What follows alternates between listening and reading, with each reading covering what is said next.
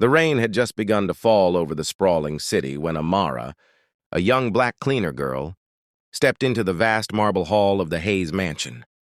She had been working here for only 6 months, but every corner of this place whispered secrets she wasn't supposed to hear. Her uniform was plain, her shoes old, but her eyes, sharp and restless, missed nothing.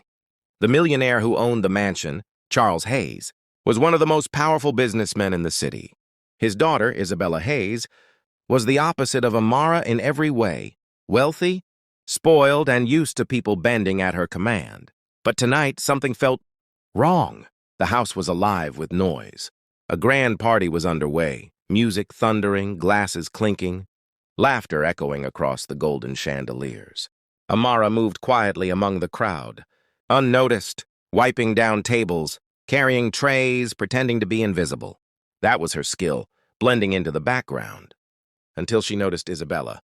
The millionaire's daughter was laughing with her friends, a glass of wine in hand, but her skin was pale, too pale. Her hand trembled as she raised the glass again. Amara frowned. She had seen sick people before. Her mother had worked in a hospital, and Amara had grown up around medicine. Something about Isabella's face chilled her. Within moments, Isabella's laughter cracked. Her body stiffened. The glass slipped from her hand, shattering on the marble floor. Gasps filled the room. "Isabella?" one of her friends whispered. The girl collapsed, hitting the ground hard. Her body convulsed, eyes rolling back. Screams erupted.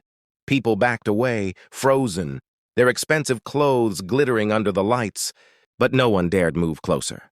Amara dropped the tray in her hands and rushed forward. "Move!" she shouted, surprising herself at the strength of her own voice. She knelt beside Isabella, tilting her head back, checking her pulse. It was weak, too weak. "She's not breathing right. Call an ambulance!"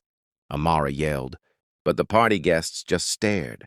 Some pulling out their phones, others whispering in horror. Nobody moved.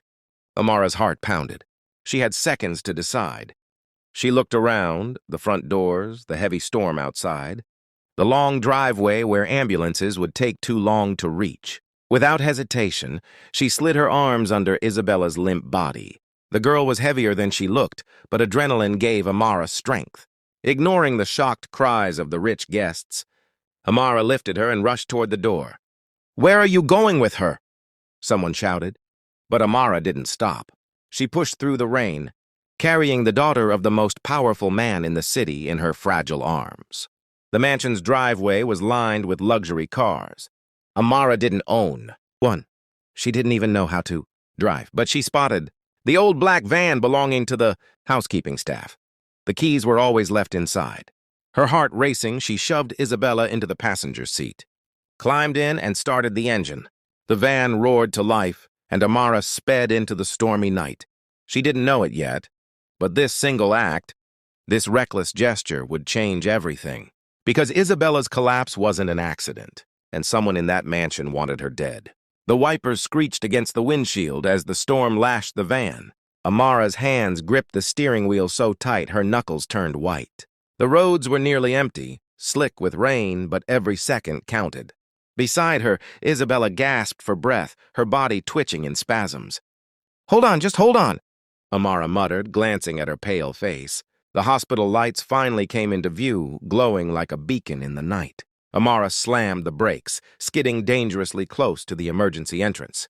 She jumped out, yanking open the passenger door. "Help! Someone help!" she screamed.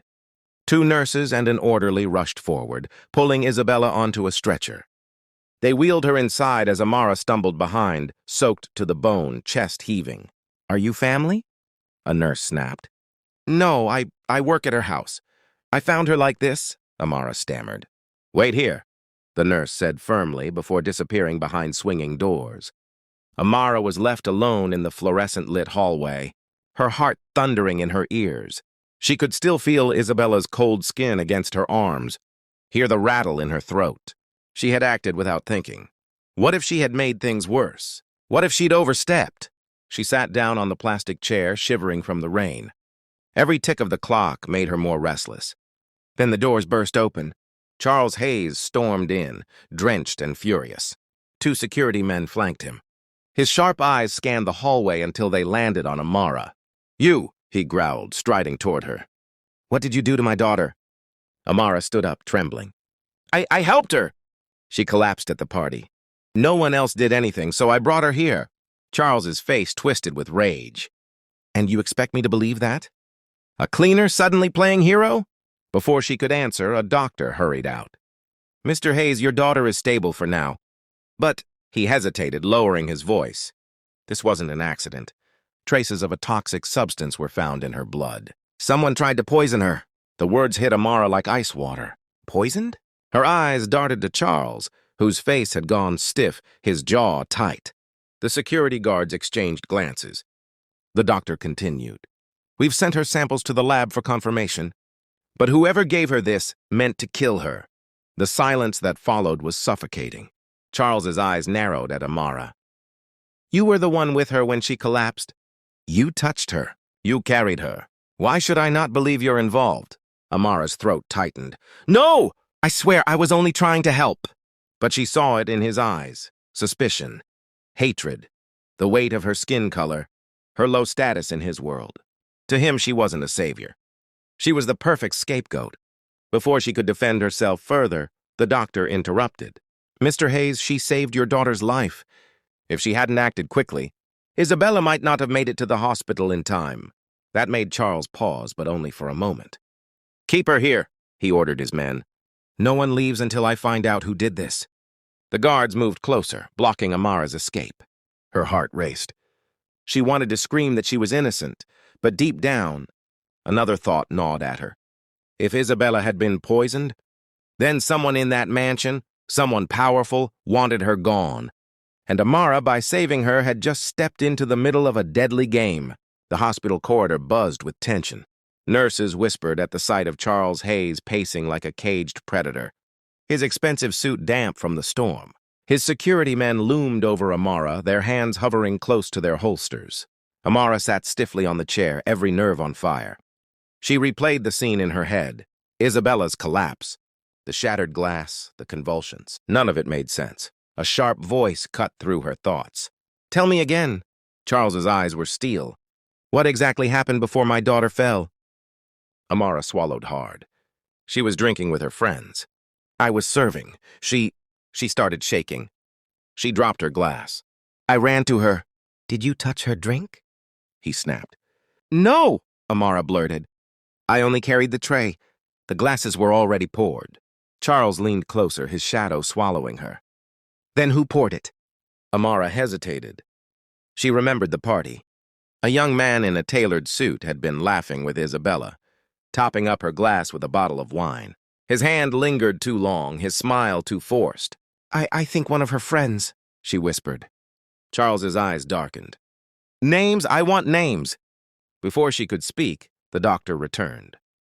"Mr. Hayes, Isabella is awake. She's asking for you." The tension snapped like a rope. Charles straightened, smoothing his tie. "Watch her," he ordered the guards, pointing at Amara. Then he disappeared into the room. The guards shifted closer.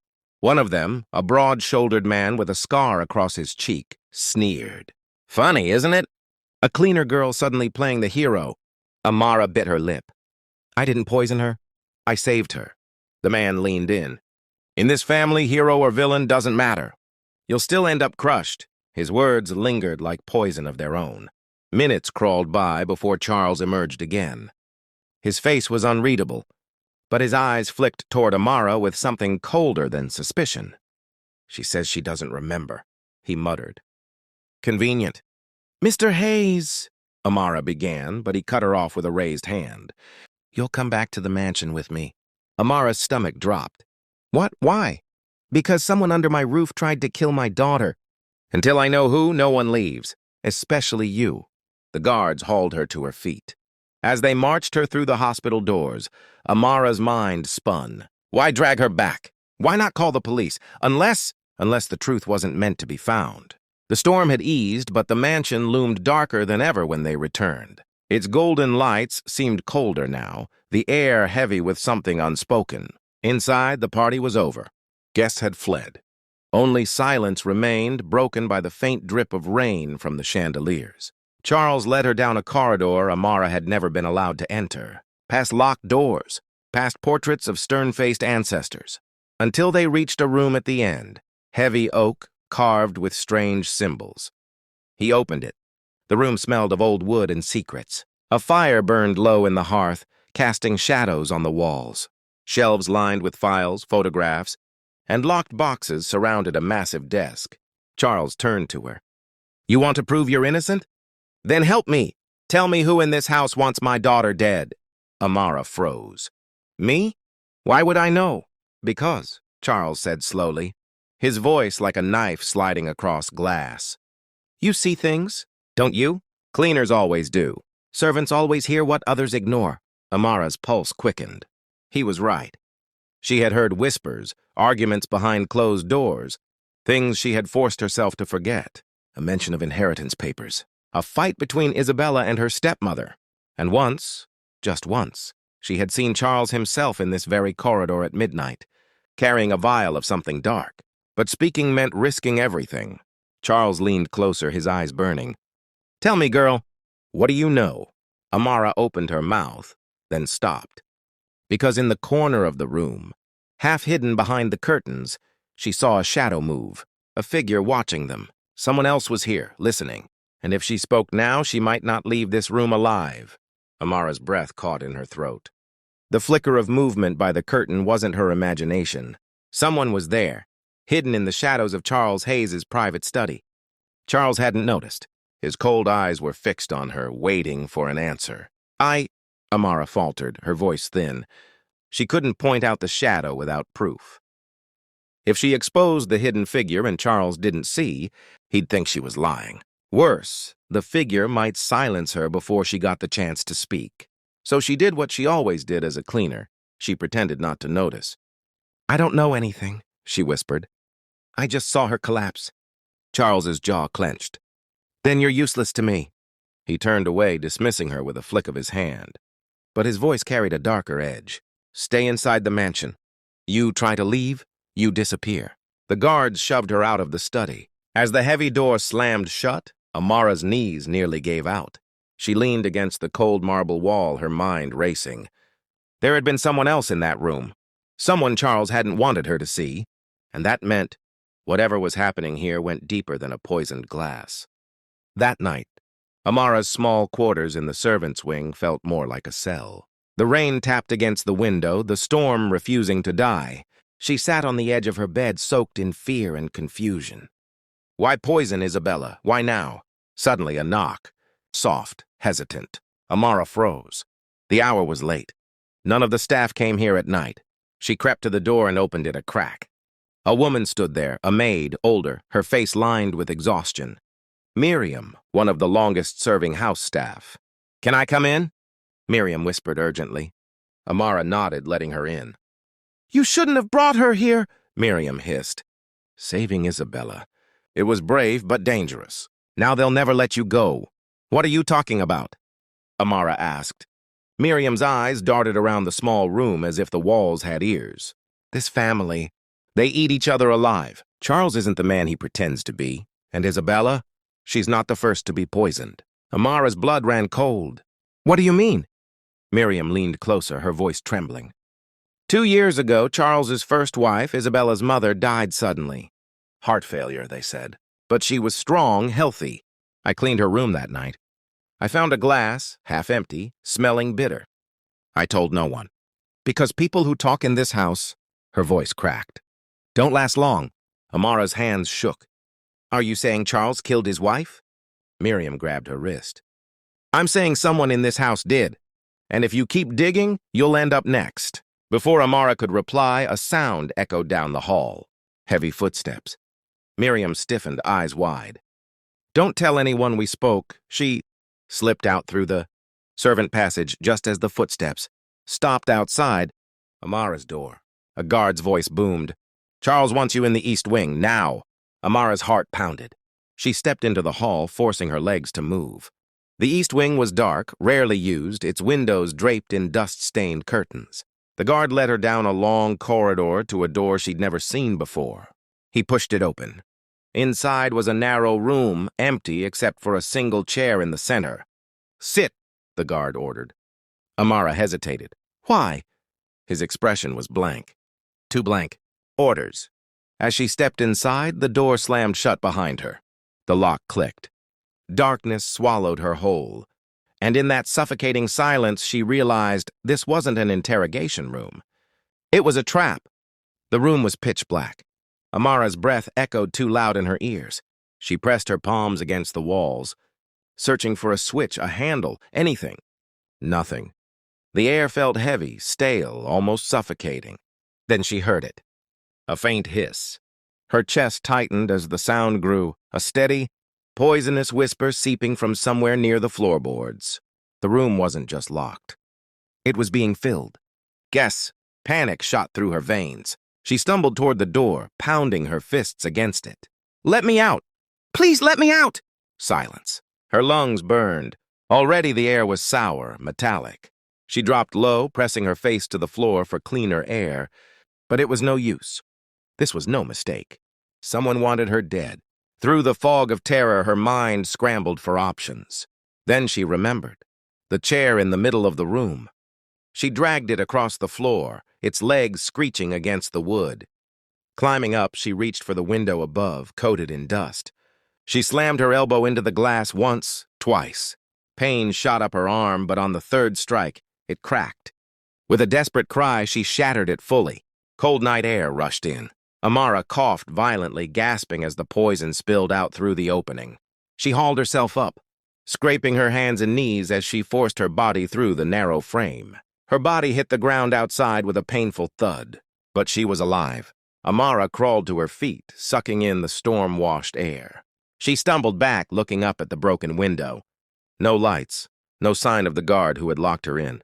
Her body shook uncontrollably. She had nearly died, and no one would have known. A sound behind her made her whirl. A figure stood in the shadows of the garden, half hidden under a tree, tall, cloaked in darkness, watching her. Amara's voice trembled. "Who's there?" The figure didn't answer. Instead, they raised a hand slowly and pressed a single finger to their lips. A warning, a threat. Then, as lightning split the sky, the figure was gone. Hours later, Amara sat on her narrow bed, her hands trembling. She hadn't told anyone. Who could she? Charles would never believe her. The guards were compromised. And if she accused the wrong person, she wouldn't get a second chance. But one truth was clear. By saving Isabella, Amara had become a target. And someone in this house would stop at nothing to erase her. Isabella Hayes stirred weakly, her face pale against the silk pillows. Her stepmother, Catherine Hayes, sat beside her, stroking her hair with mechanical tenderness. "Rest, darling," Catherine whispered. "Everything will be fine." But as she looked out the window, her eyes glinted coldly. "Soon." The morning light did little to ease Amara's nerves. The mansion, for all its marble and chandeliers, felt like a trap made of gold. Servants moved silently through the halls, eyes down, as if everyone carried secrets too heavy to share. Amara kept her sleeves pulled low to hide the cuts on her arms from the broken window. No one had asked where she'd been last night, and she didn't dare volunteer the truth. If the person who tried to kill her knew she had survived, they might try again and succeed. She was carrying a secret war inside her chest. Amara was ordered to serve at the long dining table. The family sat in silence, Charles at the head, grim and unreadable, Isabella pale and weak but present, and Catherine Hayes, the stepmother, dressed immaculately in a deep green gown, her pearls gleaming like drops of ice. "Eat more, sweetheart," Catherine said gently, pushing a plate of eggs toward Isabella. Her voice dripped with sweetness, but her eyes never softened. Isabella barely touched the food. She glanced at Amara, a flicker of something. Fear? Recognition? Crossing her face. Catherine noticed and smiled faintly. "Strange, isn't it? To see the maid at our table after she carried you like a hero." The word hero curled in her mouth like venom. Amara bowed her head, hiding her unease. Charles broke the silence. The lab confirmed it. Poison in Isabella's blood. A rare compound, expensive, not something anyone could just stumble upon. His gaze swept across the table. That means whoever tried this had money and access. The air turned icy. Catherine placed a delicate hand on his arm. "Charles, darling, must we discuss such dreadful things over breakfast? The girl needs peace, not paranoia." But Amara saw it, the faintest tightening of Catherine's jaw, a crack in the mask. Later that day, Amara returned to her duties, polishing silverware in the kitchen. But her mind wasn't on the work. Miriam's warning echoed in her head. This family eats each other alive. She decided to risk it. Moving quietly, she slipped away into the east corridor, the one few servants dared to enter. At the end stood a locked door, the same kind Charles had dragged her past before. She bent down, examining the keyhole. Dust clung to it, but the lock was new. Too new. Her pulse quickened. She pulled a hairpin from her pocket. Her mother had taught her the trick years ago, when they lived in a place where doors often locked but never came with keys. With trembling hands, she worked the pin into the keyhole. Click! The door swung open. Inside was a study, smaller than Charles's, lined with glass cabinets. But instead of books, these shelves held bottles, dozens of them. Liquids in every shade, amber, green, black. Labels with strange chemical names. Amara's breath caught. Poison. Her hand hovered over one bottle, marked with a jagged black X. Its smell burned her nostrils even through the glass. A sudden noise made her spin. Footsteps. She panicked, looking for a place to hide. Her eyes fell on a heavy velvet curtain, and she slipped behind it just as the door creaked open. Through a thin gap in the curtain, she saw Catherine Hayes glide into the room. She walked straight to the shelves, selecting one of the bottles. Holding it up to the light, she smiled faintly, her reflection in the glass as cold as the liquid inside. Then she whispered, "Next time, no one will interfere." Amara's stomach turned to stone. She knew now the poison hadn't been an accident. And Catherine Hayes wasn't just a stepmother. She was the executioner in disguise. Amara waited until Catherine left the hidden room before daring to move. Her legs were weak, her palms clammy, but her mind was ablaze with one truth. Catherine had the poison. Catherine had whispered about next time. That meant Isabella was still in danger. Amara slipped out, careful not to make a sound, and hurried through the servant passages until she reached the grand staircase. She glanced around, no guards nearby, no Catherine. It was her chance. The heiress sat upright in her bed, propped against velvet cushions, scrolling absently through her phone. Her face was pale, her eyes ringed with fatigue. Amara shut the door softly behind her. "Miss Isabella," she whispered. Isabella looked up, startled. "You? What are you doing here? My father said you weren't allowed near me." "I had to come," Amara said, her voice trembling. "You're not safe here. Someone is trying to kill you." Isabella's expression froze. "What did you say?" Amara stepped closer. "I saw her. Your stepmother, Catherine. She has poisons locked in a room in the East Wing. She was holding one. She said next time no one would interfere." For a moment, Isabella just stared. Then she laughed, bitter and sharp. "Do you think I don't know?" she said. "Do you think I haven't seen the way she looks at me? She married my father for his money, not love. And when I inherit everything, I'm in her way." Amara's blood ran cold. "Then why don't you tell your father?" "Because he wouldn't believe me," Isabella whispered. Her eyes glistened. "He's blind when it comes to her. And Catherine knows it." Silence hung heavy in the room. Finally, Isabella's voice cracked. "Why are you even helping me?" "You're just the maid." Amara hesitated.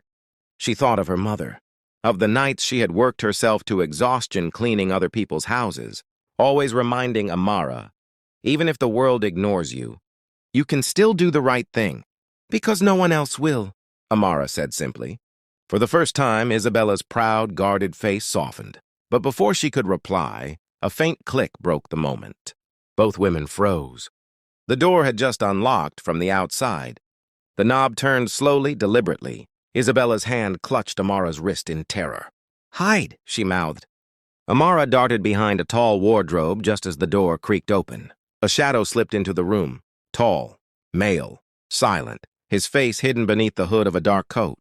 He carried something in his hand, small, metallic. The faint gleam of a syringe. Isabella gasped.